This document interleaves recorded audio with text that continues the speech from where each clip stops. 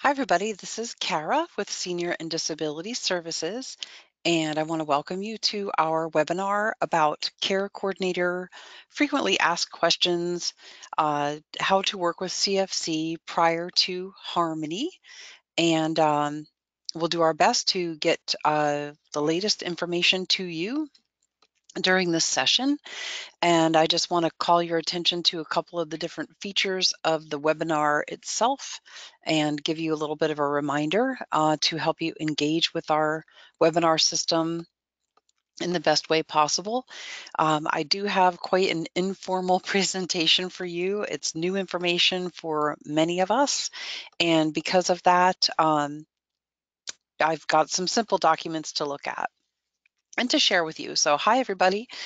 We're using our webcams again, as you can see, just so you know that you're all here and I'm here too. I would like to welcome you again and talk a little bit about the features of the webinar itself. Okay, so I'll make it quick. You can see us on the screen. You can see me, hopefully. You can see our main beginning slide just says Care Coordinator FAQ. You can also see a couple of icons on your screen. You should be able to see a little square with an arrow in the middle. That's where you can open up a chat or text area. You can open that up and write anything that you want to within it, your questions and comments and things like that. I am here as our training team is also here, Sina Fisher, Delight Mells, and Cassandra Lynch. We're all going to be taking turns trying to answer questions by text. So look for those. You'll also see a picture of a little picture of a camera. You could take a picture of the screen and it'll send the picture document to your picture files, wherever that is in your device. You can also see a little hand that's in the middle of a circle. That's how you can raise your hand and let us know that you're here or interact with us. And sometimes we ask you to raise the hand if you are going to respond to something, say, how many people think this? Show us the hand. You can raise the hand. So why don't we go ahead and practice and just make sure that I know you can see your controls and everything. If you can find that little hand, would you just go ahead and raise that hand for me right now? What I can see on my screen is very interesting. It's just a long, long list of names. We have 76 to 80 of us now. People are still joining in our virtual space. Some of our names are duplicated, which just means that a link was shared with another person. That's perfectly fine. No worries on that at all. I'm going to go ahead and lower the hands. Good job on raising the hands for me. If you just joined us, we're just getting started. You can go ahead and also, if you want to, you can practice using the question or chat area. If you want to go ahead and find that little square with an arrow in the middle, open it up and just sign in for me if you want. If you have a duplicated name or something like that, you're more than welcome to just go ahead and sign in and let us know that you're here. If you know how to use that, you don't have to write anything at all. You can go ahead and practice and if you want to. Happy cold day. Yes, it's pretty cold. You can see behind me here, it's pretty sunny out, but it's deceptive because it's pretty cold too, but that's all right. All right, let me take care of a few folks here with a few different questions that are just for them, and we'll get started. Don't go away, we're right here. I'll be quiet for just a few seconds here.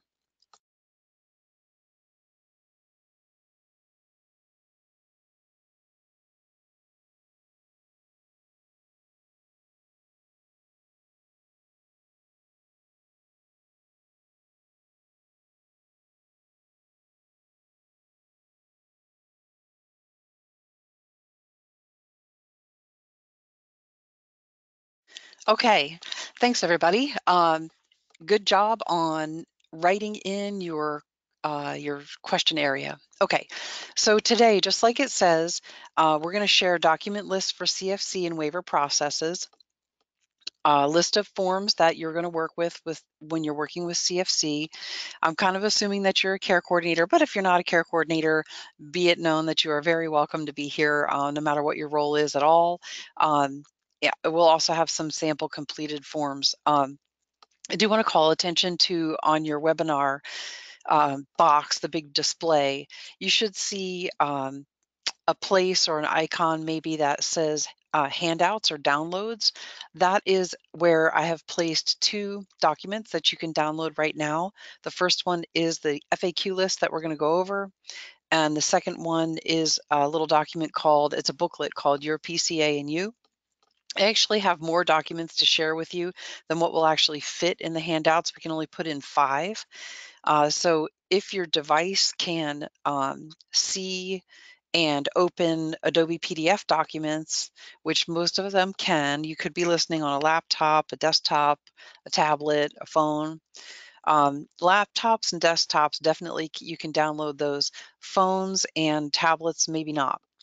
Some of us don't have the application, if you will, on our phone or on our tablet in order to download those. But don't worry, because we can also email you the documents, and we will also be putting a recording up on our YouTube training page of this actual session. Okay, so let's get started here. I want to find my FAQ document and just talk a little bit about what you're going to be reading here along with me. I didn't have a whole lot of time to make a super fancy presentation for you, but that's okay. We're hoping to just get information out as much as we can. Okay, so our FAQ list here, I just want to call attention to the fact that we have some other question answerers in the background here. We have David Chadwick, so thank you, David, for also helping us to answer questions as they go. So you might see as a panelist perhaps answer questions and write in information for us. So awesome, thank you. Okay. Let's start at the beginning here. Care Coordinator Basic FAQs for Community First Choice, working with Community First Choice. We know that our PCS administrators are currently using the Harmony data system. So I do just want to acknowledge the fact that this information will change over time. It won't be the way to do the work forever and a day. It will be the way to do the work until care coordinators get into Harmony.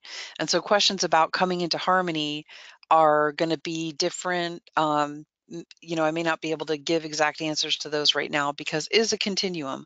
We have, you know, pilot processes and things like that happening now, but a pilot project, but it may not be that I could give you a date, an exact hard date. Okay. So just know that it will change. Other things might change too as time goes on, and we get more acclimated to the new programs where there's just a lot of new things happening, new programs, new systems, and expectations may change. Okay, so just keep an eye out. We know that this training is happening fast, and I don't have another one scheduled right now, but we will schedule more. It's not the be all and end all. It's just part of a long conversation and series of trainings that we'll do about these processes. And it takes a little bit of time to figure out with the teams what people actually want to do and what they want to see, what the requirements are and things like that. So just, you know, I want to say thank you for your patience with all of this and for your inquiry and your diligence in asking questions and helping us get ready to serve you as a training team better with better information. And I do want to thank our SDS staff and the different units for being so great about giving information and helping me understand, helping my training team, our training team understand what the requirements are. Okay, so we're going to go through these. I do encourage you to please write in your questions as they come to your mind. Just know that many of them may be answered by this presentation. That's okay. If you have questions that are not on here, that's okay too. We'll record them in the sense that you've written them down. We'll answer them if we can. And if we can't, we'll just keep on working on the FAQ list.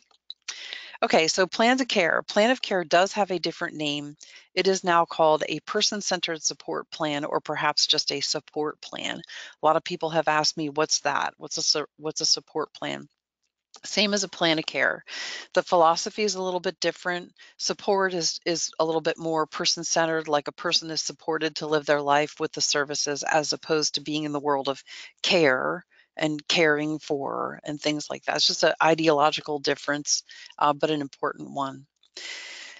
Care coordination services are reimbursed a little different, not in the sense of amounts, but where they slide under. The two things to think about are targeted case management, which is a regular, quote unquote, was like an informal way we describe it, regular Medicaid service, targeted case management.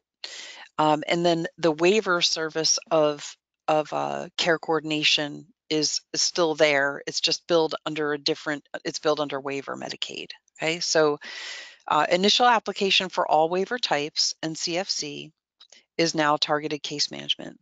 It has a different code. It's billed under regular Medicaid. It includes application for all waiver types, including ISW and IDD. So there's not a separate application form for those types of waivers. It's just the set of documents for the ICAP assessment. So that's considered the application. So that is now billable for ISW and IDD. The annual support plan is also targeted case management, which is just slid under regular Medicaid. The amount hasn't changed, and per the most recent rate sheet. Ongoing care coordination for ALI, APDD, CCMC, ISW, and IDD is a monthly unit under waiver Medicaid. ISW does have its monthly unit under waiver Medicaid, but it's a different code. It's a new waiver. It has something different there. Okay. Ongoing care coordination for CFC only is targeted case management. So all under CFC is targeted case management for a person who only has a CFC plan. Okay, questions coming in. Question says, how do we know if our clients with PCA and waiver have opted out or not? Opt-out letters were signed and submitted by the care coordinator, so you would know. A care coordinator should know. Most of our individuals did not opt out, so I think it's less than 10 individuals opted out. So chances are your individuals who are eligible for CFC have CFC, the Mina Combo client. Okay.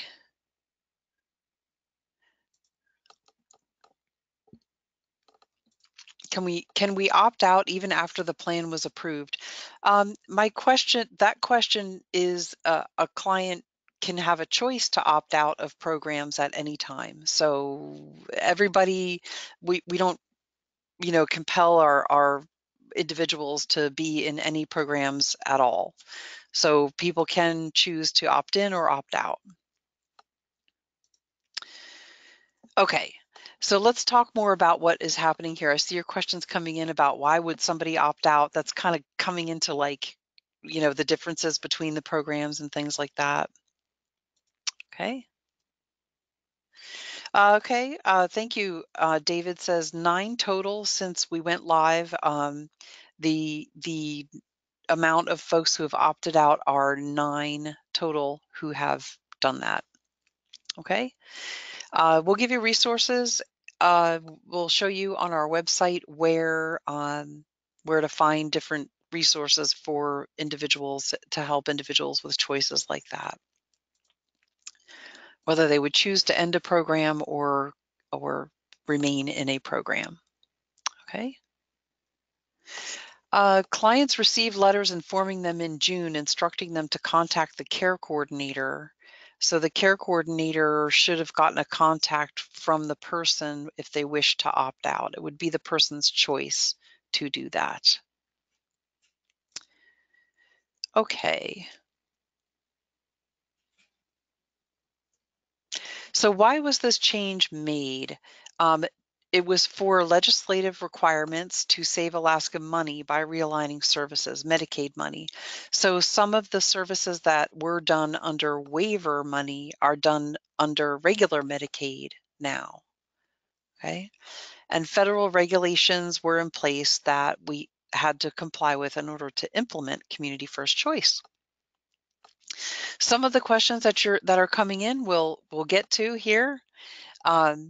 Community first choice is CFC, and it is available to Medicaid recipients if they meet level of care, either nursing facility, ICF, IID, like for our DD waivers, and Institution for Mental Disease, IMD, behavioral health level of care. For the behavioral health level of care, a person must be either under 21 or over 65. This is a federal program that has this shape to it. So CFC is available to this population, which is a new thing for us. We will be working with behavioral health to do those assessments for people who might meet this level of care and choose to have CFC only. Okay, it's new and it's there for CFC. So all the services that a person could have in CFC are as such: the care coordination, targeted case management, application, annual plan, and ongoing monthly case management. Personal care services, the same as what you're familiar with: hands-on help with activities of daily living and instrumentals. Just like PCS now, it's the same exact service. When we do it in a CFC plan, it's called Cfc Pcs. Skills building, which is an optional choice for the person.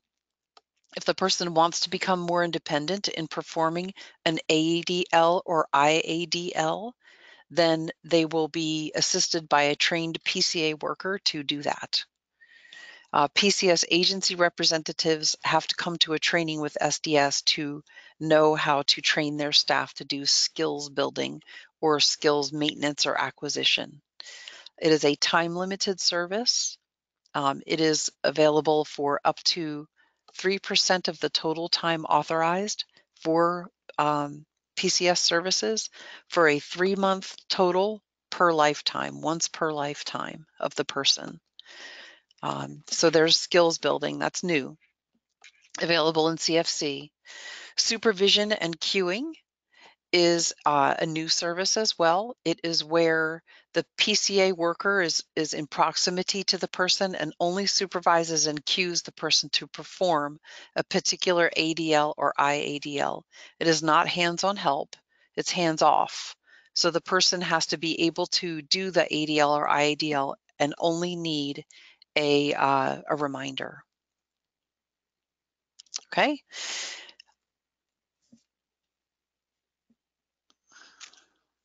We'll get to your questions in just a bit here. Personal Emergency Response System was a waiver service. Now it is only CFC. So if your person has a personal emergency response system or wants one, they will need to have CFC to keep it or get one. Okay. I got your questions about your forms and things like that. We'll get to that. We'll do more training on forms, and I'm about to share training on what PCS forms you'll be working with, and other options for you to have training about PCS services when you're helping a person who has CFC. Okay. So is the person required to have all the CFC services? No, they don't have to have all of them. They can choose which ones to request. And yes, you are right.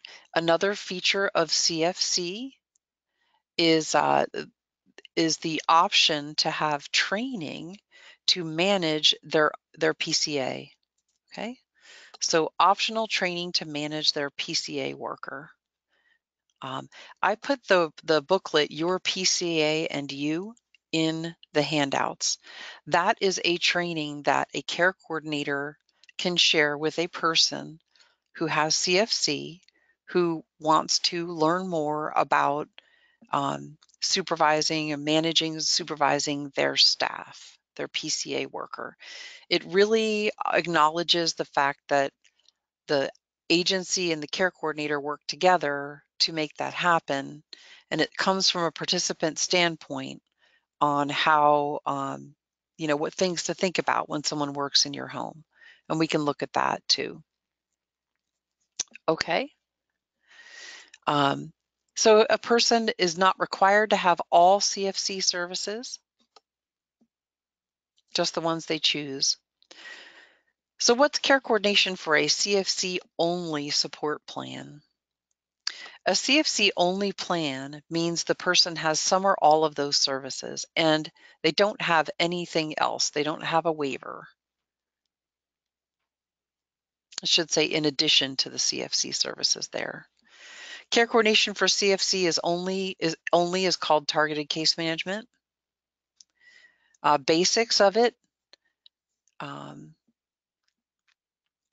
performs and requests reimbursement for monthly ongoing care coordination, portrays the frequency of face-to-face visits and the support plan. In the regulation, the face-to-face visit part is depicted in the conditions of participation. In our regulation, it's up to the person to articulate what the visits are going to be, how many, how often of face-to-face, and then you put that in the plan, and it is subject to review and approval, and then you follow it, what's in the approved plan. Some have asked me, hey, Kara, is this where the person gets to say whether they want to visit or not? Well, yes and no. It has to be something. And there's lots of other activities of care coordination in addition to visits. So monthly care coordination is happening, but it's depicted in the plan. The care coordinator creates the application, annual plan amendments, and travel requests for the PCS services. Okay, we'll talk about what those are in just a bit. Performing the activities of care coordination found in the regs and follows the support plan for the visits. Okay. Questions about the skills building. If the person does not request all skills at one time and it is lifetime, one time only, does a different skill let the person train later if it's a different skill? No, it's just one time per lifetime. It's different than habilitation. It can't duplicate, habilitative services in case a person is a combo client if they have IDD and CFC. But the skills building is non-habilitative. It's just a one-time only, 3 months, associated with an ADL or IADL. The person chooses what to learn, and they voice their own desire or goal, if you will, for how to advance in that skill. Okay. A care coordinator cannot request a visit exception for CFC only. The schedule of face-to-face visits is depicted in the support plan. Personal care services are not going away. People can still choose to receive personal care services. They can meet a facility level of care and choose to receive and or apply for only personal care services and a waiver. A person can have both CFC and a waiver. Most people were automatically enrolled in CFC if they were in fact a combo client. And so this is another way of thinking of that kind of transitional nature of the information here. We have people who already have both, and we have people who are going to be new to waivers and PCS, and we have people who have waivers now who are going to want to add CFC, or I should say people who have both, people who have a waiver and want to add CFC. Okay. Again, if the person has a personal emergency response system, they would have to have CFC to keep it. All right, as always, services cannot duplicate. So if the recipient has both CFC and a waiver, does the care coordinator get reimbursed for 2 applications and 2 support plans? No. Care coordination defaults to the waiver care coordination and level of reimbursement. So if the person has both, there are certain requirements to help the person with their Cfc Pcs services, and we will talk about what that is in just a bit. I'm confused about the monthly exception. If the client lives in an area that's cost prohibitive, can we just put quarterly visits in the plan? For CFC only, you need to define in the plan how often you'll visit them. The minimum is quarterly.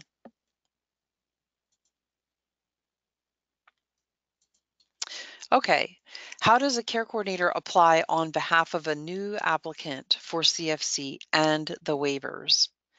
The applicant for ALI, APDD, CCMC, which is a little new, and only CFC, they will start by contacting the ADRC. They will have an options counseling there. They will have the person-centered intake form, and they will give it to the care coordinator. Then the care coordinator completes and assembles the application packet. Okay, CCMC was coming from our new regs, so all the application processes are the same for these choices here. Okay, ADRC, then care coordinator, pick a care coordinator, assembling the application packet, turning it in. Then the applicant will have a CAT assessment to determine nursing facility level of care. So SDS notifies the person of that level of care. If they need the same care as that provided to people, meaning nursing facility level of care, a chart called Service Level Authorization for CFC PCS is created. The Service Level Authorization tells the amount of CFC PCS services that can start. Those can start prior to support plan approval. The care coordinator will develop and submit a person-centered support plan as has been the custom per regulation within 60 days, but the CFC PCS services can start before it. It's what the assessor creates after the assessment occurs. Okay. They're eligible to be delivered when the date of the service level authorization document. Okay, the service level authorization does not include skills building and the personal emergency response system. Those are going to be requested on the support plan, which is subject to review and approval. There's a little bit more to that. Go ahead. Hi guys, this is Tina. What question was that you were just reading? I'm sorry. I'm looking at the screen. Kara, what question did you just read about? Skills building and PERS. Okay. They are requested on. Okay, it's not a traditional block that you guys are thinking about. You're thinking about doing like a day hab block or a chore block or something like that. In the support plan, in the new support plan, went up in October, it has a CFC block.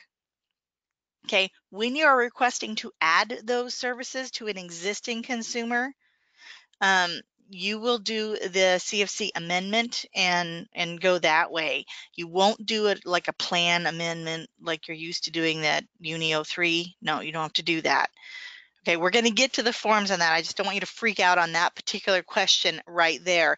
And skills building and PERS, they're not really, they're subject to review and approval, as in if they've already had skills building before, we won't authorize it again. If they're requesting PERS and they don't have a landline or there's some other conflicting information, we'll be like, yeah, no. But as care coordinators, you already know this stuff. So, okay, just wanted to be cautious because that's a very kind of ambiguous statement. And I know you guys are thinking about, well, how do I add it now? We're going to get there. Okay. Okay, we'll just keep going. Keep up with IMD there. Sure. I just wanted to stop them because I could feel the questions burning through the text box. Yeah, there's a bunch that are going to get answered as we get through the end of this. Okay, but I'm glad to get them. Okay, so how is IMD determined? As there's questions about people, it says passing the Pca assessment. You know, a person does not have to have nursing facility level of care to need hands-on help with ADLs or IADLs. That's just Pca, okay? Yeah. A person who doesn't need hands-on help with ADLs and IADLs is not going to need Pca. Yeah, we have had assessments that find that you know, they might want level of care. I mean, they might want some hands-on assistance and whatnot, but we didn't have any. I mean, they're rare, but they happen.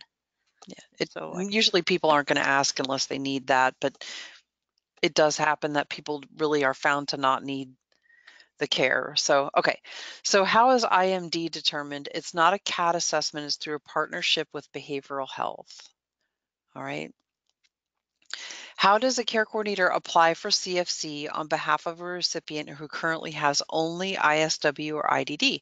So that means that if I have ISW or IDD and I want to add CFC, okay, I still need to have a CAT assessment. Now remember, think it through. CFC is just like PCS with a few extra services. So if the person is living in a group home, if they have IDD and they live in a group home, they're not going to, everything that CFC offers is going to be duplicative. So they're not going to get CFC. If they live in their own place, it's possible. And then for ISW, you know, that doesn't have residential, so it's possible. They would have to have a CAT assessment, okay? So they'll have to have the CAT assessment scheduled. The service level authorization chart tells that if there are any Cfc Pcs services authorized, the recipient and the care coordinator will get a copy of that from SDS. So the starting point is contact the ADRC for options counseling. Person-centered intake. Bring the form to the care coordinator, okay? The person-centered intake form to the care coordinator for ALI, CFC, and APDD only, okay? For ISW and IDD, there is not the requirement for the ADRC, but they do need to apply because they're going to be needing a CAT assessment. So that is the Uni 04. yeah, one more thing, I just want to make that clear there. Because they're applying for CFC, they will have to go through the PCI. The ADRC, they will have to because of the CFC portion. So, Okay, so that means that all waiver types, not just these?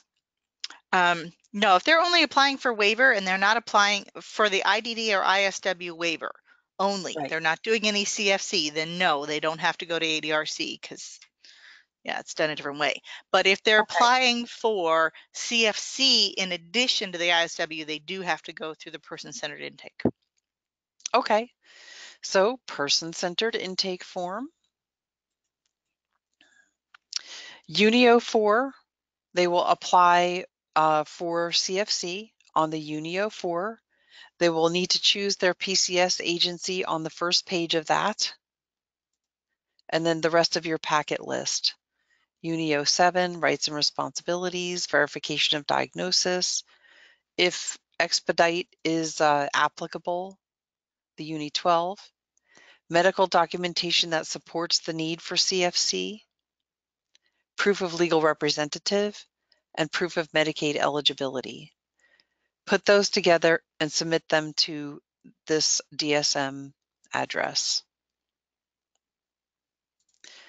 If the recipient is requesting a PERS or CFC skills building, you will need to make an amendment to the existing support plan. If they're not requesting either, then you can include a summary of what services that were PCS services that were approved in the next renewal plan. Okay. My client had an ICAP assessment and meets level of care for the waiver. Would they also need to have a CAT for CFC? Yes. Okay. They would need to apply by starting with ADRC, person-centered intake, then the Uni 04, just like it says here. Okay. And submit it an NFLOC packet, if you will. Okay. Does the recipient who has a waiver and CFC need to wait for approval of the support plan to receive CFC PCS? No, they can start on the date of the service level authorization chart. The service level authorization chart also authorizes the supervision and cueing. It does not authorize the PERS and skills building that comes in on the support plan or the amendment. Can a person be eligible for CFC under the 300% above Medicaid category? No. Okay, they can only apply to the waiver program for that. Does the PCS agency sign PCS amendments? Yes. The newest form includes a signature line. If you've used an old version, ask to sign below your signature.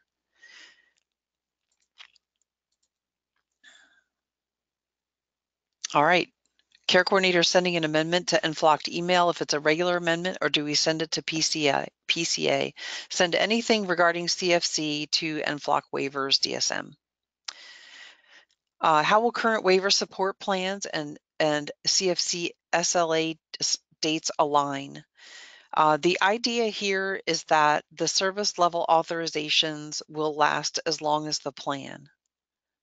Okay, so current and future waiver, people enrolled in CFC. The CFC PCS is authorized until the end date of the support plan. Right, we're going with the support plan in all cases as the duration of the CFC services. So there's not two separate processes happening. Okay, the care coordinator is going to reapply in the normal way that you reapply for your person per waiver type. You're going to include the request for the CFC PCS in that reapplication.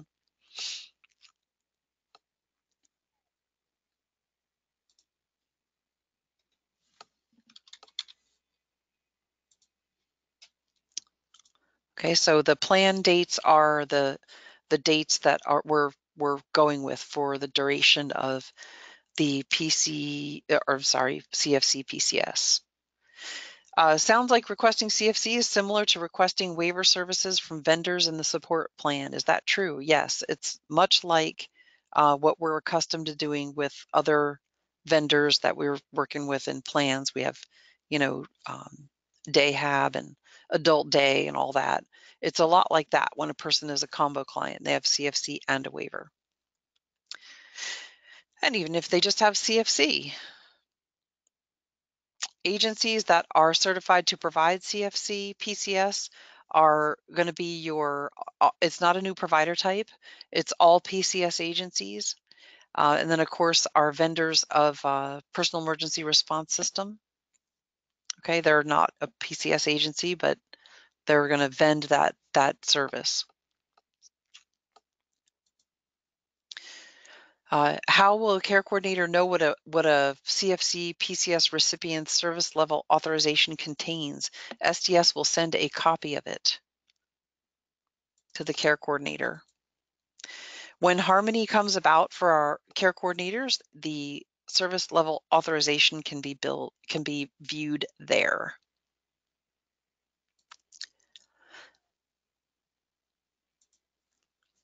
Okay. A care coordinator is responsible for submitting requests to SDS under CFC. Because our PCS agencies are already in harmony, SDS will accept these documents from a PCS administrator until care coordinators are in harmony. Okay, so your amendments to the service plan, requests for CFC services while traveling, PCS services while traveling, and notification to transfer form, those are all forms that, well, one of them is new, the amendment is new. These are regarding the PCS services. A care coordinator can have those submitted through a PCS admin until care coordinators are in harmony. We'll look at these forms, okay?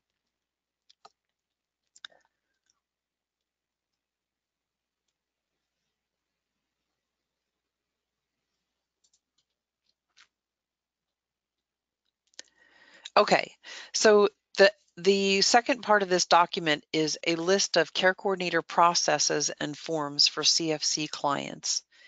I'm going to go back to my questions list here and see what themes are here. A care coordinator can submit all of their forms through DSM. Okay, this part here, we just reviewed this part here. You do not have to submit through the PCS admin. Okay, if it is convenient and the two entities work on these things together, they can certainly be submitted through Harmony. Other than that, a care coordinator, you're responsible for them. So yes, you can submit them through DSM. They that's the procedure. Okay. The submitting through Harmony with the help of a PCS admin is something that you could do. It's not required that way. Okay, additionally, another question, when the PCS agency tried to submit a service plan amendment, they're told no, that's true. They can submit a CFC amendment, not a service plan amendment.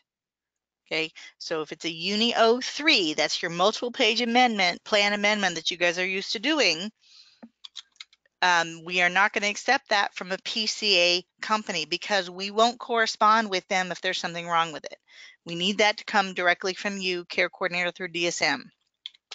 When we're talking about making an adjustment to, you're requesting an increase in PCS hours, that's going to affect both the PCS provider and you. That's why you're both signing on that document, which is something you guys brought up right away. It's like, whoa, whoa, whoa, we have every other vendor sign on potential amendments. How come we didn't put PCS on there? Oversight on SDS's part, we fixed that.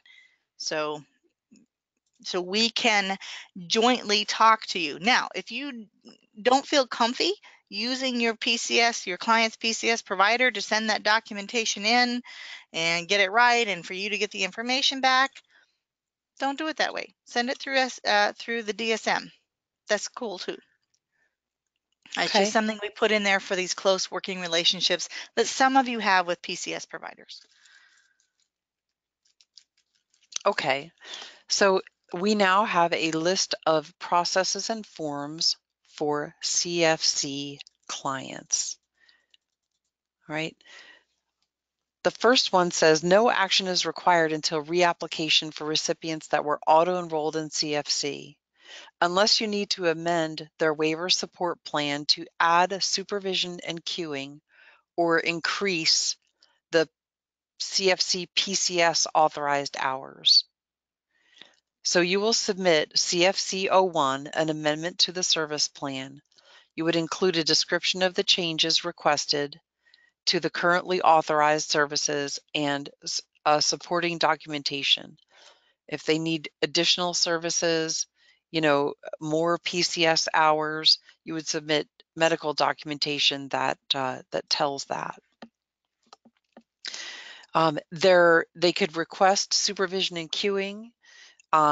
If their service level authorization, their most recent service level authorization is one of the older forms that doesn't have that on it, SDS will just review it and decide to add supervision and queuing if the person would qualify for it.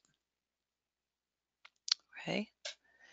Let me grab a couple of our examples here so I can put them into our handouts.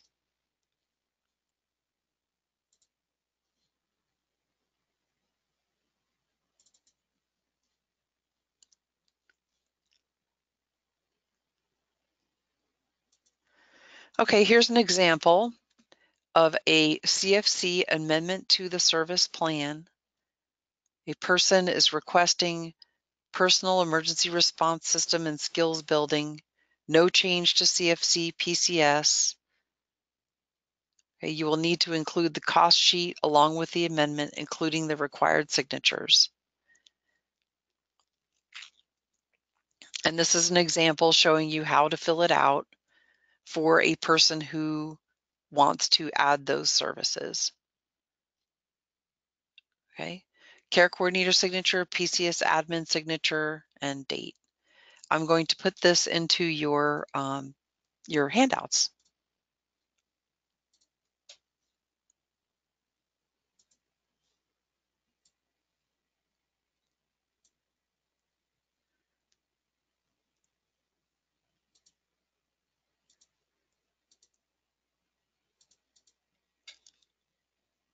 All right.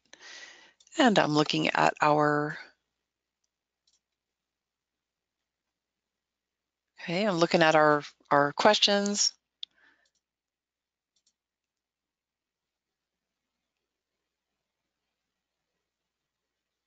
A question says, if the client is denied waiver level of care, does the PCS agency have to reapply for PCS after the denial? Or will there be some sort of automation in the process that will still issue a PCS service level authorization? Okay, we put that towards our leadership team here, our panelist team, so that they can consider that question. I really don't know the answer right now. Okay. Sure, if you're a panelist, would you please take a look at the chat box in case you missed it?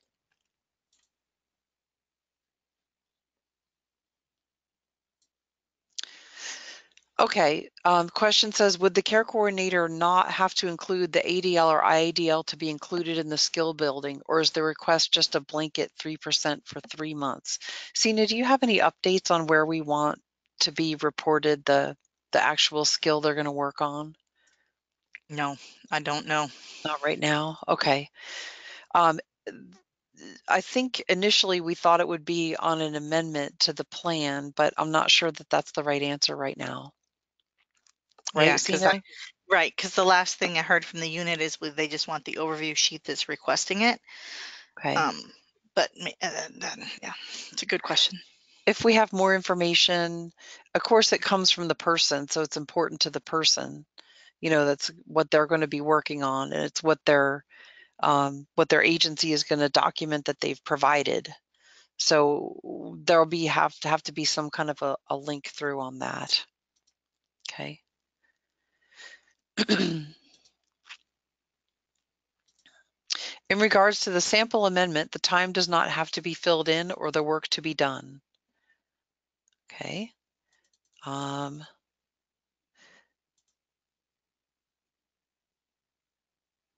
Oh, I know where the question's coming from. Kara, scroll down just a little bit, please.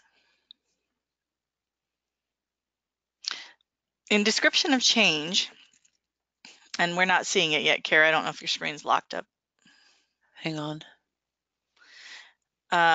So in this particular description or amendment, what David's showing here is that we're just going to add state plan services. Okay. Right. And so we, as a care coordinator, you're just saying this consumer is requesting a PERS and skills building. All right. We're not requesting a recalculation of the PCS service time. Okay. All right. So then it also says, please include the CFC cost sheet along with the amendment to include required signatures. Now, really, the last thing I had from the CFC unit, and that was from Rodney, was he didn't even necessarily need this particular amendment sheet because, as this care coordinator asking a question pointed out, we're not listing activities or frequency or scope or length. We're just saying, hey, can you please add PERS and skills building, right? So, so just send us the overview.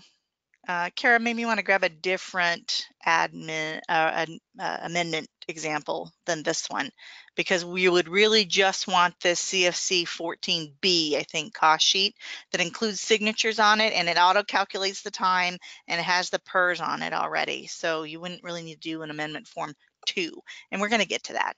If you look at the list of forms that Kara is going through right now, forms and processes, it tells you exactly what form to fill out and send into the unit.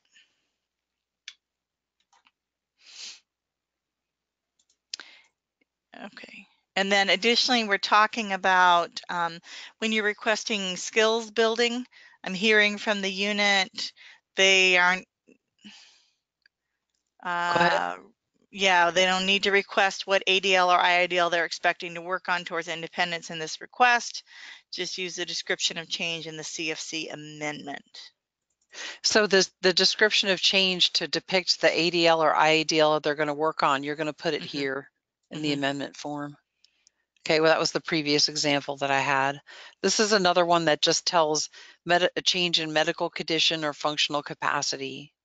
So if a person needs more PCS services and they're a CFC client, use this form to request it.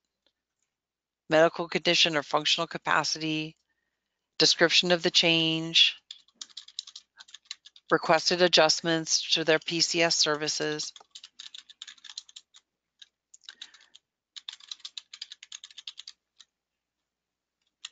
And look at their current service level authorization to tell what they're currently authorized for and then request the additional amount. For each activity, describe how the requested adjustments to frequency, scope, and length are necessary because of the change. Their broken leg hurts, they need to have more assistance, they can't do certain things, they will require an increase in services. And then the signature part. So I'm going to put that one in to the handouts.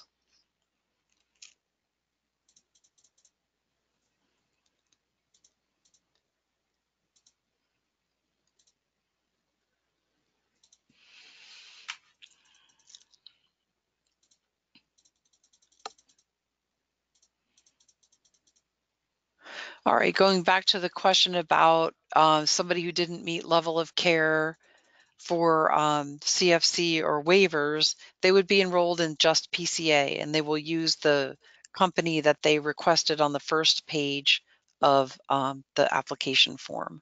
That's who we're going to assume they want to do their PCA and create a service level authorization for the PCA services.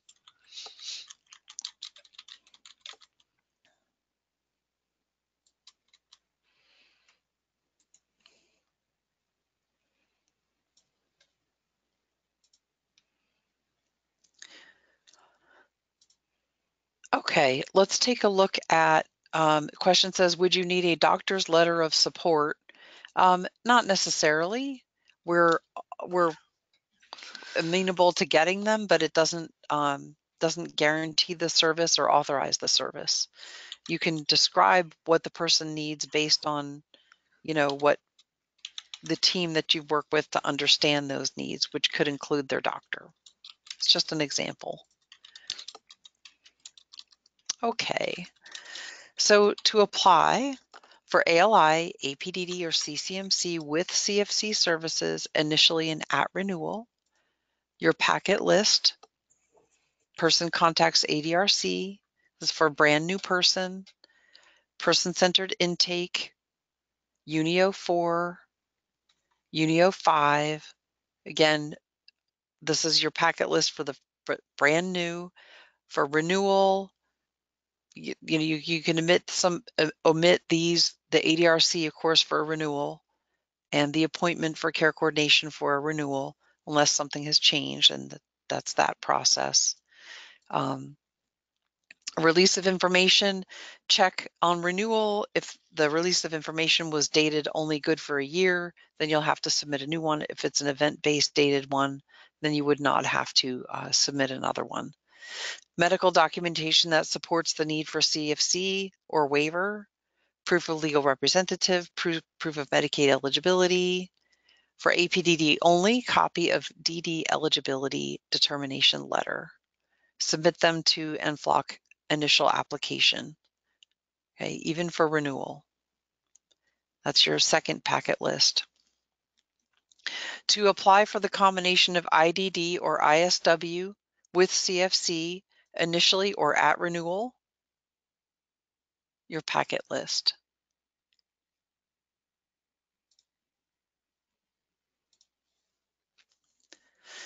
Medical documentation is not different than what we've taught in the past. Medical documentation that proves the need for the service. So that would be outcomes, written summaries of procedures or interventions, medical interventions, your emergency room visit records, your outcomes for scheduled surgeries and scheduled health care, It does not include the aftercare instructions given to the patient, more so diagnostic info, their actual diagnosis. That would be considered an outcome of an exam or a visit to a doctor or other medical professional, licensed professional. All of those things are what we want, being as they're related to their level of care. Now, some outcomes for some visits are not related to their level of care. Um, it may be something that they're seen for, like they have glasses or something like that. Those kinds of medical records are not really about their nursing facility level of care. But it could be, depends on the person. But you're going to have to be getting those kinds of medical documentation, not any different than what you've done for waivers in the past. Okay.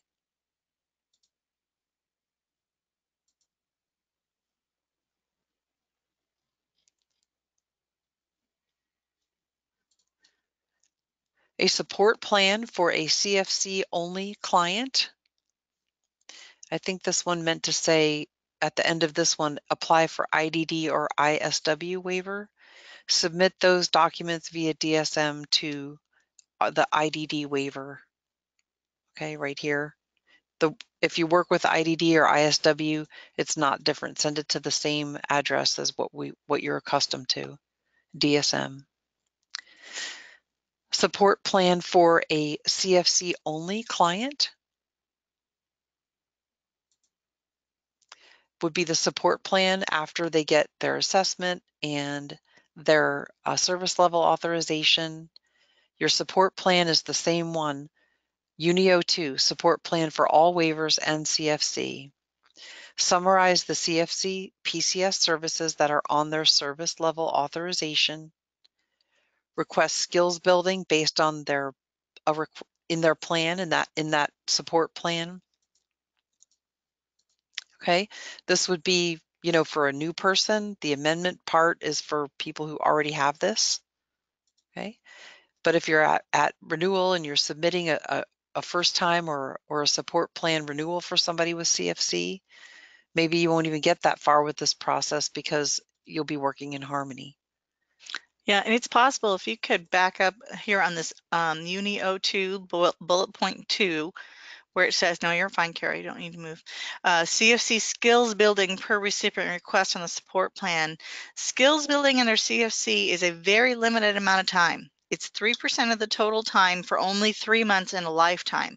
So it's pretty likely that that won't align with your support plan dates, right? The one thing that will be on here regularly is supervision and cueing, but that's just more PCS time, really. So I don't know that it's really accurate to say request skills building on the support plan, because you're requesting it through an amendment. Most likely, I mean, if the stars all align, just like on an EMOD, if the stars all align timely, then you can put it on the plan.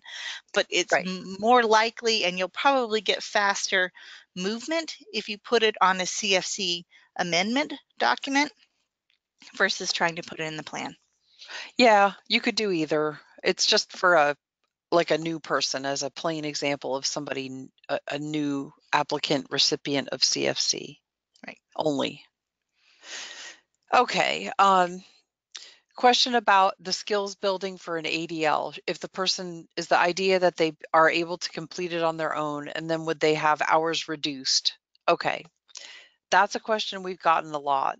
The idea is for the person to be able to advance their independence in their daily life. If a person were to become completely competent in completing an ADL on their own without help, they would not be authorized for help to do that ADL or IADL. Okay.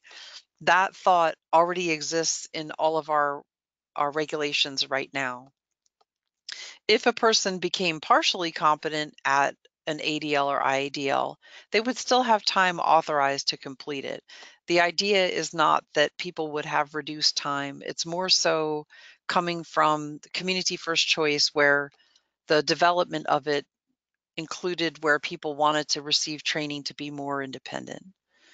The reduction of hours because of self-performance is already out there in regulation to report if a person has a changing need for a level of supports because they can do things on their own, or conversely, if they need more help because they cannot do things on their own as they used to be able to do. It's much more common to see that than it is to see people become and stay more independent in things that they can do, and creating a reduction. Okay. Yeah, but the person does not have to complete an entire ADL on their own. It's really like this is a new program. We're wanting to offer it to people so that people can get that benefit should they wish to do that. And a person is not required or expected necessarily to be fully able to complete that particular ADL or IADL. That being said, they can actually do that. If a person could become independent in doing it, then by all means, then they'd become independent and they would do it on their own. They are, that we're not going to authorize services where they're not needed. But the idea is not to create that happening, and the expectation is that this is not in any way viewed as a gigantic or even thought of as cost containment because people can do more on their own. That part is more so found all through the assessment and reporting changing levels of support that's been there throughout, not just CFC.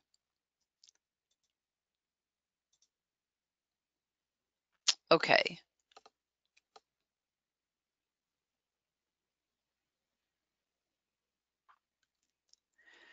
Is it possible a person with the waiver and CFC PCS elect not to have CFC services but stay in the program unless they opt out? Like if they get authorized for the services, but then they just refuse them? Whenever we have a program, we are assuming that people are needing the services that's in it. So if people are going to be in a waiver or in CFC but refuse the services that are in it, that is not really going to stay ongoing forever. A person will need to engage in some of the services or either opt out of the program or choose at least a service. Okay, going back to the thoughts about the plan of care amendment. When a person is a combo client, we require the CFC amendment and the cost sheet for skills and personal emergency response systems to be amended. All right. For all other CFC PCS amendments, we only require the amendment, not the cost sheet. Okay. Let's take a look at those things. Hang on. I want to put our, take a look at the cost sheet. Uni 14B.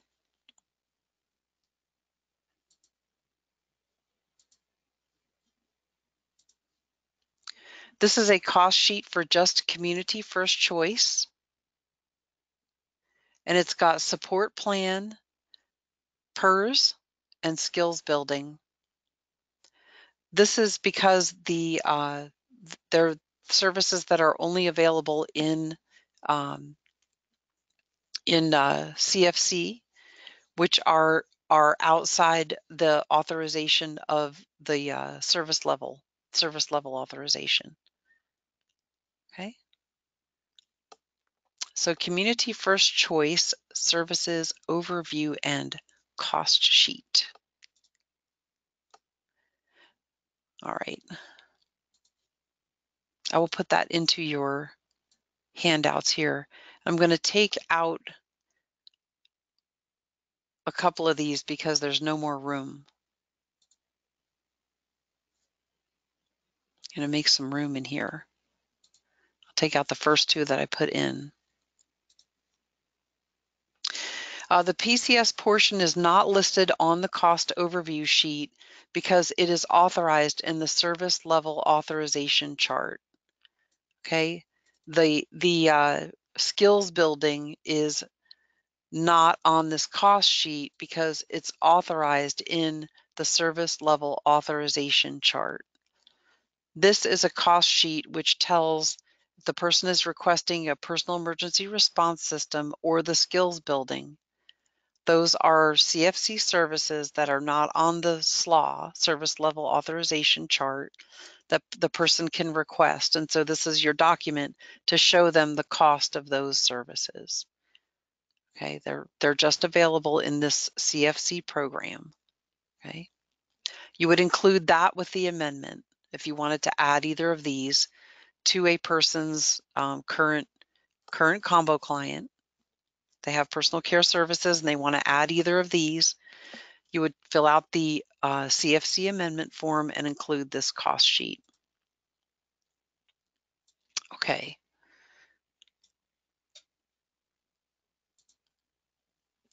CFC only client. Then we have support plan for ALI, APDD, or CCMC waiver with CFC. Okay, so this is the support plan, UNIO 2. Summarize the services in the plan. Request skills building on the support plan.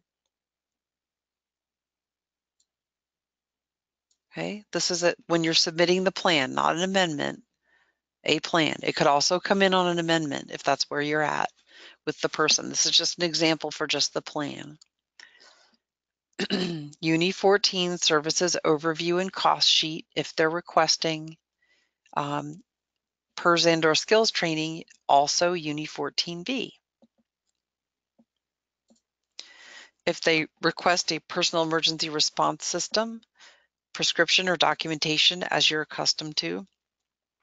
SME, same concepts. EMOD, same concepts that you're used to. The person-centered plan questionnaire, request for visit exception if applicable, legal rep or guardianship documents if changed. And your support plan for IDD or ISW with CFC, again, the amendment to add CFC to a current person who currently has a plan of care is you can use the CFC amendment form. This is a plan when it comes time to submit a plan, your entire document list. Hopefully it looks a little consistent here, UNIO 2 with services for CFC summarized. Okay.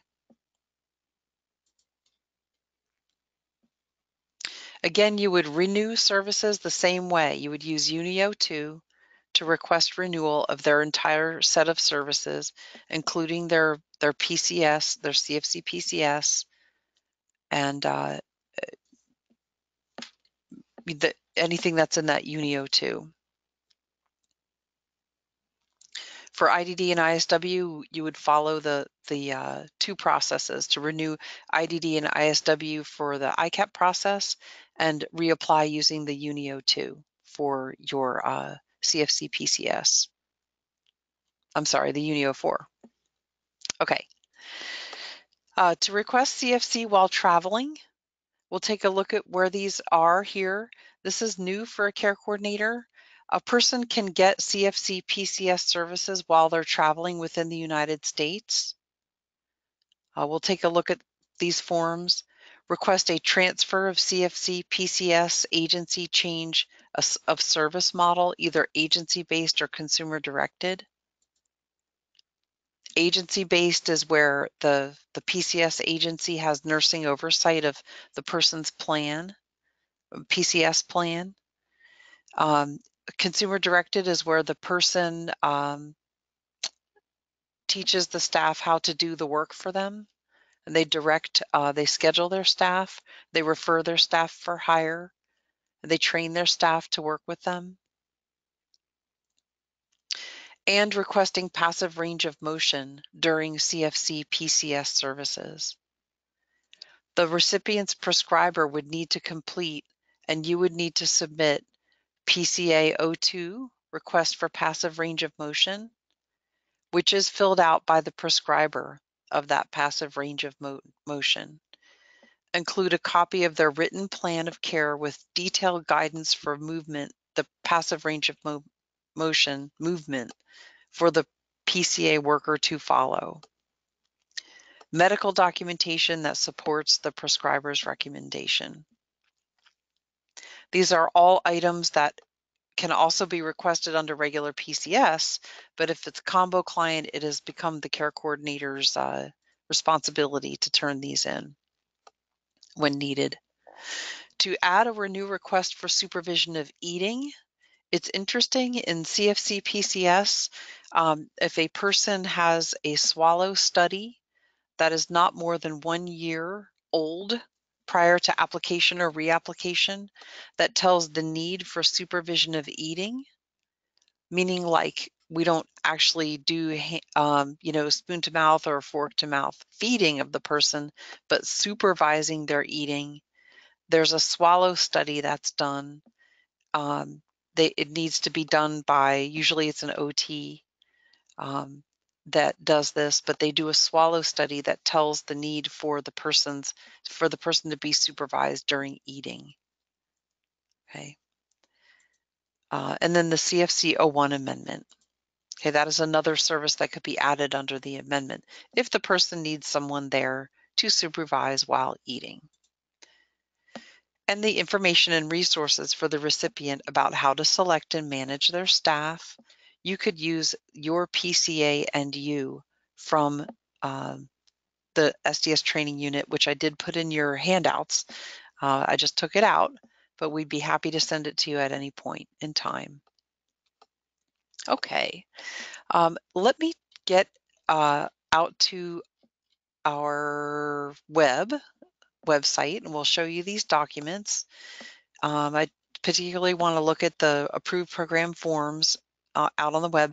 Be aware that they're kind of getting updated each day, so you want to always use a new bookmark or actually search for us using a search engine so that you can get the newest forms rather than using an older bookmark.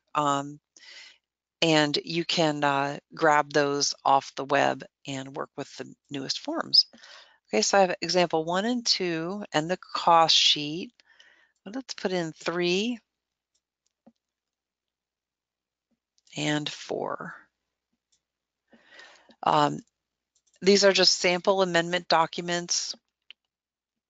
This is where a person wants to be reviewed for supervision and cueing. So they have a recent assessment, they're a combo client, they want to have their most recent assessment reviewed for supervision and cueing. They may want to include it in their service level authorization. It may require a new assessment.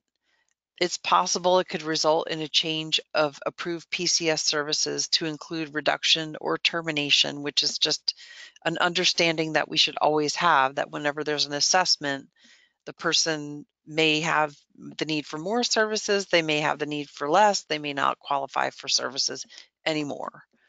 Right? So if they want to add supervision and cueing, this is a score that is available on the service level authorization chart to see how they'd have to score in order to be eligible for supervision and cueing. But if a person needs it, they can have their most current service level authorization and assessment reviewed in order to include it. Okay, always subject to approval, but they can do that instead of having another assessment. It may actually mean that they will have another assessment, so just be aware of that. Okay, example 4 is another example, community first choice amendment to the service plan. They want to add a personal emergency response system through CFC, and they would like to have their most recent assessment reviewed for PCS. Okay.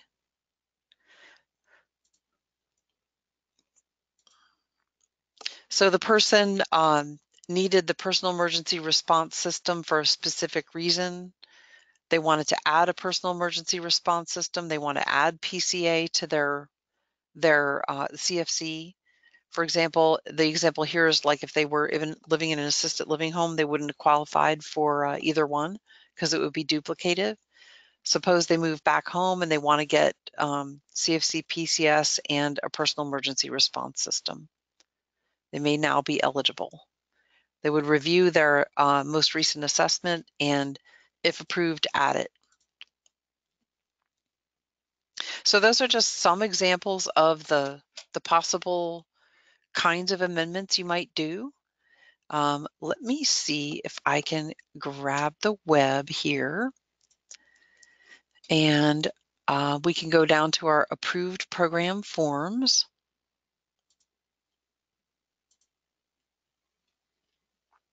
And if we look down towards CFC, the amendment is here. Request for Cfc Pcs Services while traveling. Okay, this is when a person has CFC, the care coordinator will fill this out. This is not difficult at all. We need to authorize services during traveling before it begins. It has to be necessary to maintain the person's current level of functioning, and they can't meet those needs any other way. Purpose of travel, medical necessity, educational opportunity, or vacation. Start and end dates of travel, city, state, and U.S. territory, not authorized outside of any of those. A person, you just fill this out, yes or no, the dates of travel this year, they're requesting the same services that they currently receive, yes or no.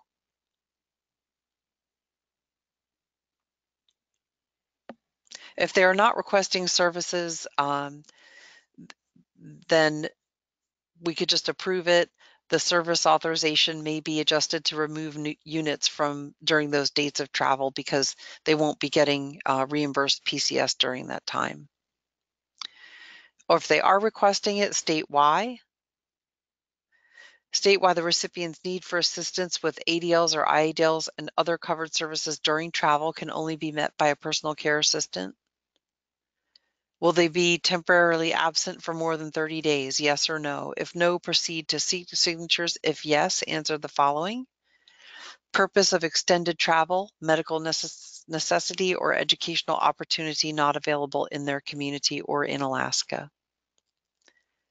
There's different documentation to attach. Again, this is just a review of the form. We'll take a look at putting together more training regarding these forms for care coordinators in the near future. So that is a CFC form that care coordinators are responsible for. Notification of transfer would be the agency or model type. Okay, if they're going to a new PCS agency, or if they're changing from perhaps agency-based to consumer-directed, then we would use this form. And it tells you where to submit it. And these are the CFC forms that are available right now under the CFC place there, if you will. Your passive range of motion form, PCA 02, is currently just under PCA.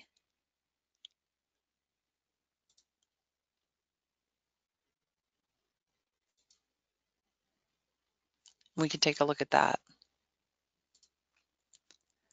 Again, we're moving some of these around. So request for passive range of motion. Yes, go ahead.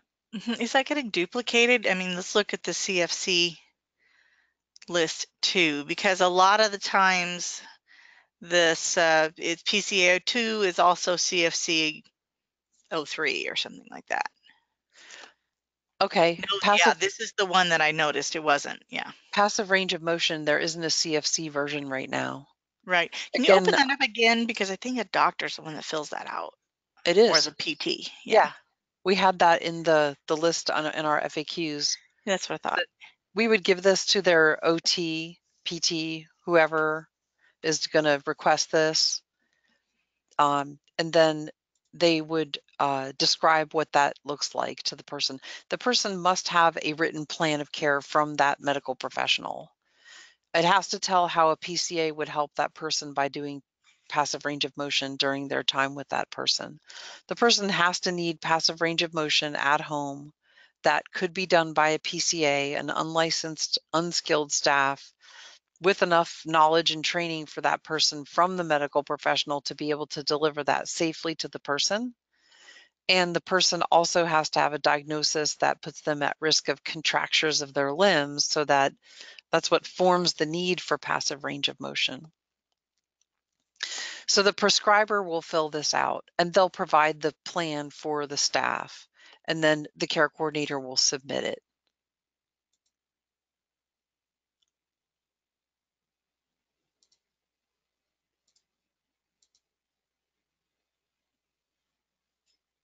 I'm looking at the questions.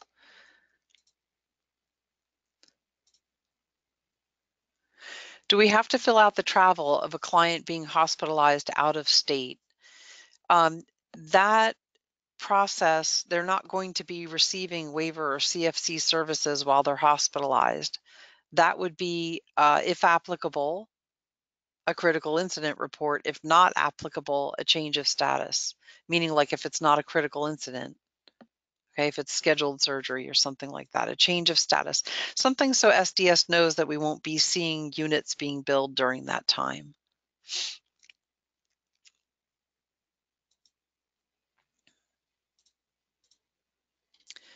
Okay. PCA services can be used during traveling inside Alaska or outside Alaska with prior approval. Yes, that's true. Mm-hmm.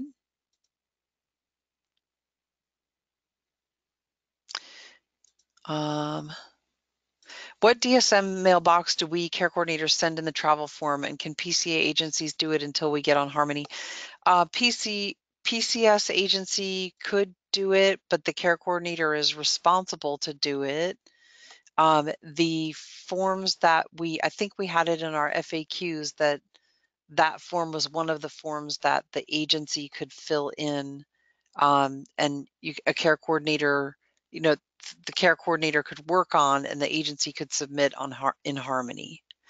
DSM to the NFLOC waiver address. Okay. When are care coordinators responsible for submitting the notification of transfer form? Let's take a look at that.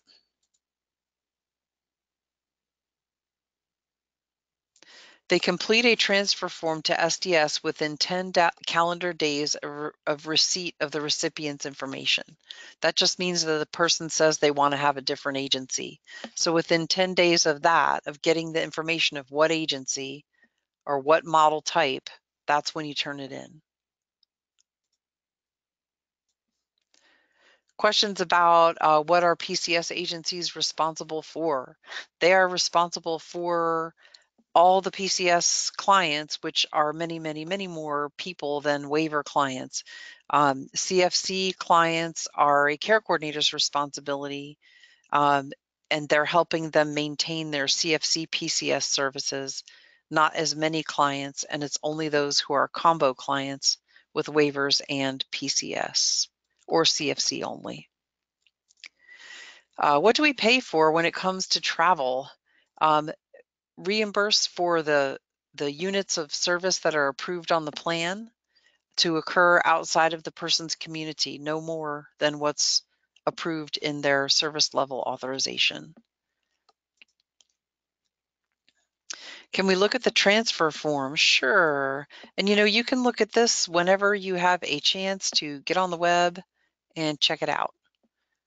Okay, your choices for transfer here would be either agency, like if somebody was a customer of my agency, Kara's agency, they don't like my agency anymore, they want to use Cena's agency, then that person's care coordinator would request an agency transfer. Because I'm better. I get Right? ice cream on Fridays. The modifier part, CFC modifier. Okay, that sounds awesome, Cena. We can look at our rate sheet for the modifier. I use that for my cheat sheet. Okay. We'll take a look at that. Okay, let me find that. Okay, new information from our panelists for skills building. We want them to briefly list the ADL or IADL the person would like to work on, a sentence or three, tell how the person wants to work on that skill. We don't want it to be complicated, should be short as the service is very little time and once in a lifetime. Okay, so you can keep your request for skills building short and sweet and to the point.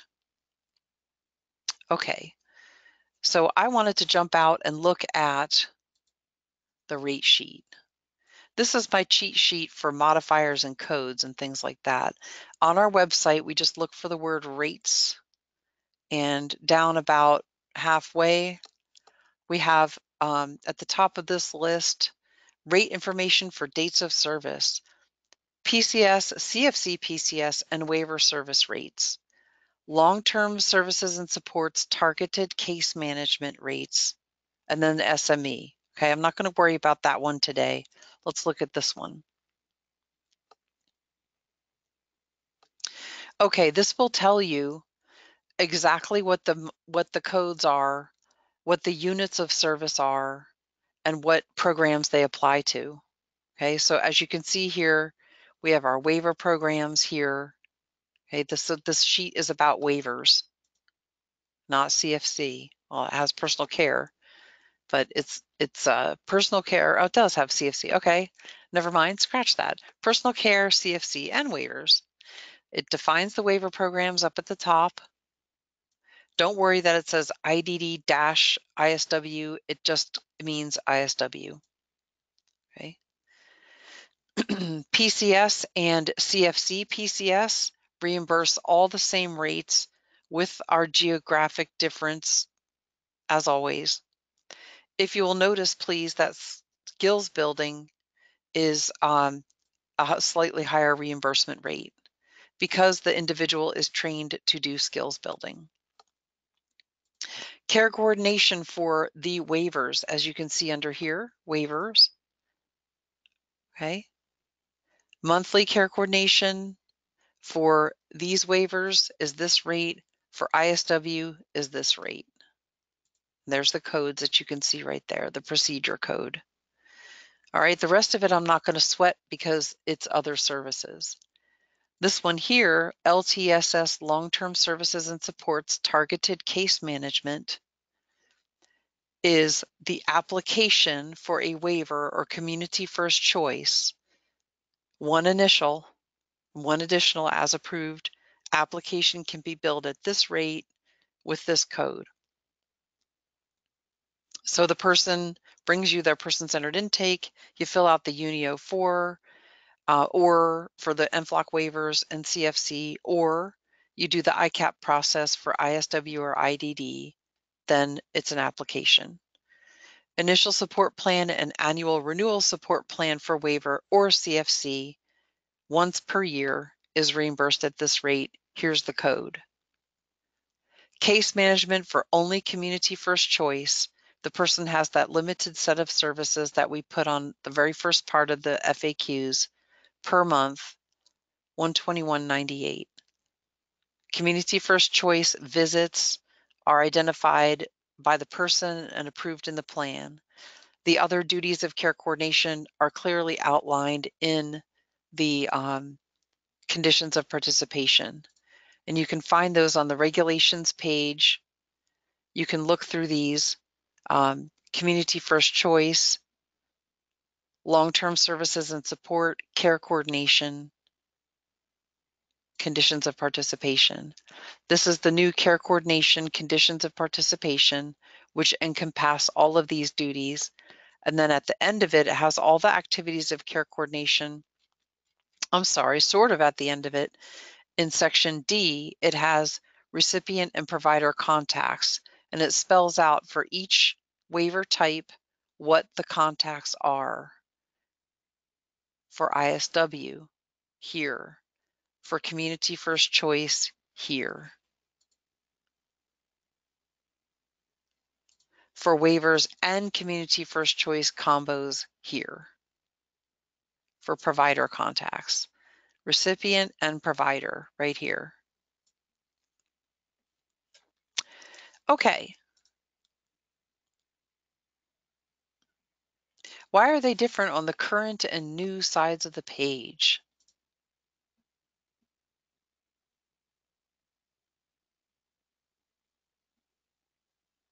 Current, these are in effect now. Current but not yet effective would be where you'd find regs that have a future date, and then proposed are things that you can think about and comment on still.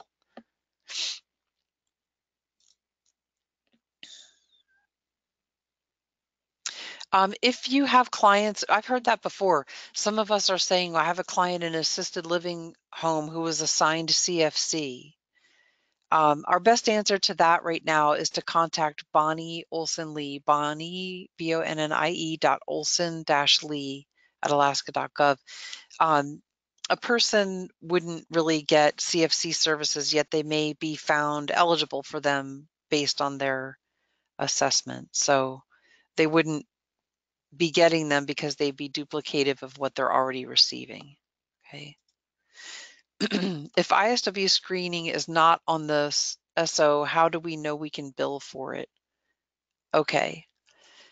They're Go actually ahead. phrased as applications now, not screenings.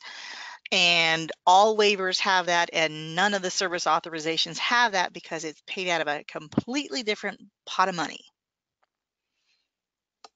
Mm-hmm. If we go back to the rates, these are, again, this is the cheat sheet that is used for rates, the top two.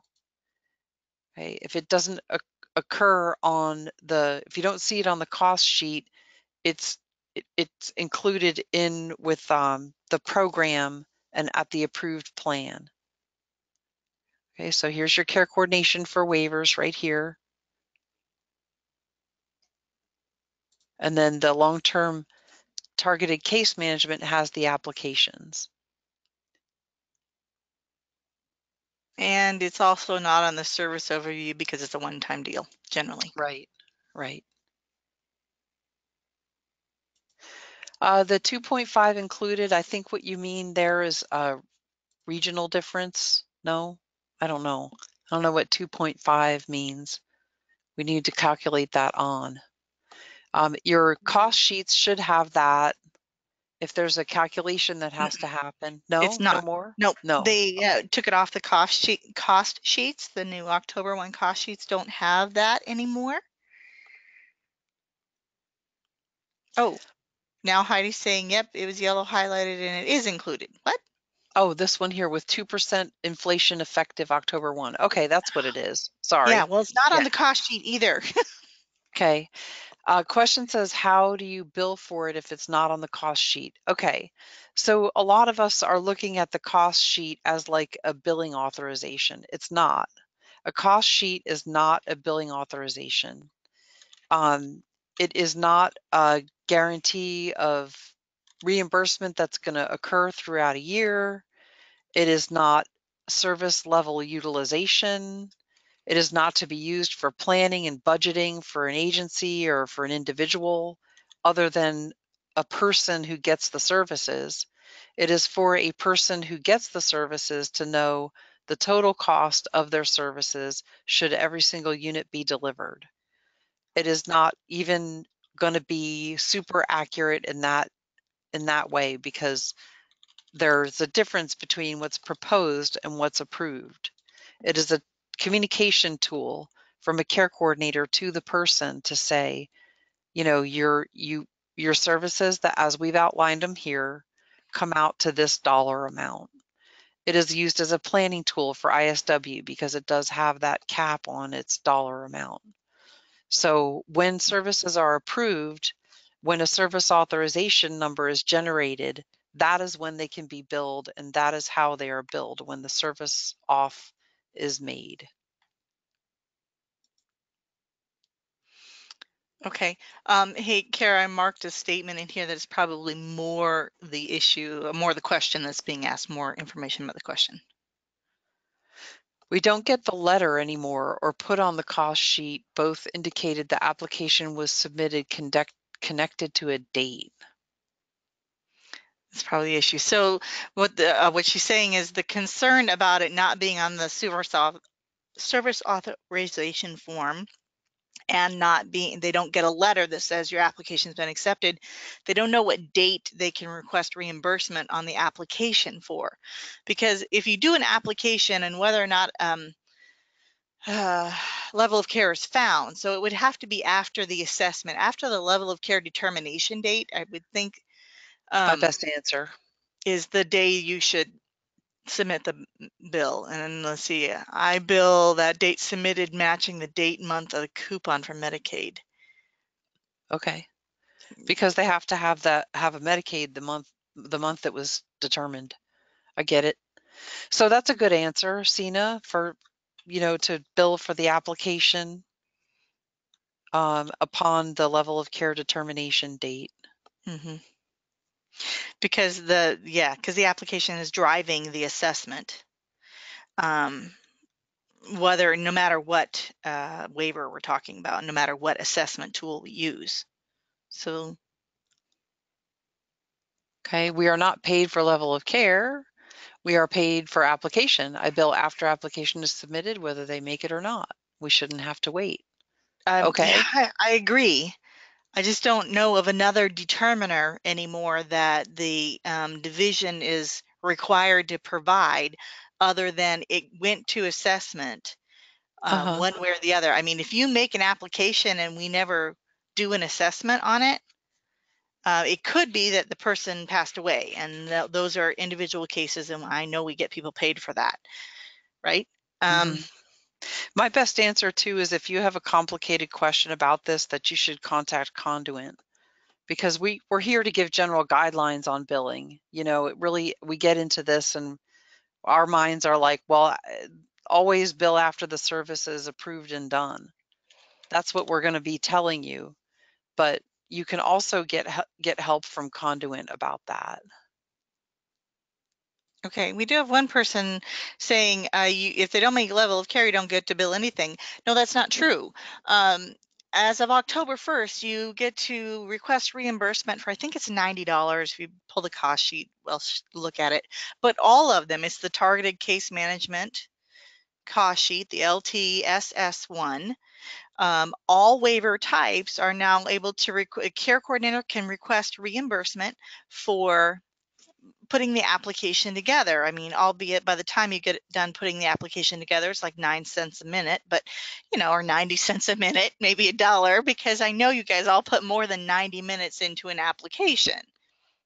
So, but you can be reimbursed for that fee, whether or not they make level of care. Mostly care coordinators, you guys are so far past where we were 5 years ago. 5 years ago, we had, 40% of our applications were not making level of care. I don't know what the current percentage is right now. We just aren't in a position to get you that number, but it's much, much, much lower. Okay, so and there's been a push for a long time to have, especially IDD waiver care coordinators and ISW care coordinators. You put a lot of work into putting those initial ICAP applications together and getting documentation together and whatnot.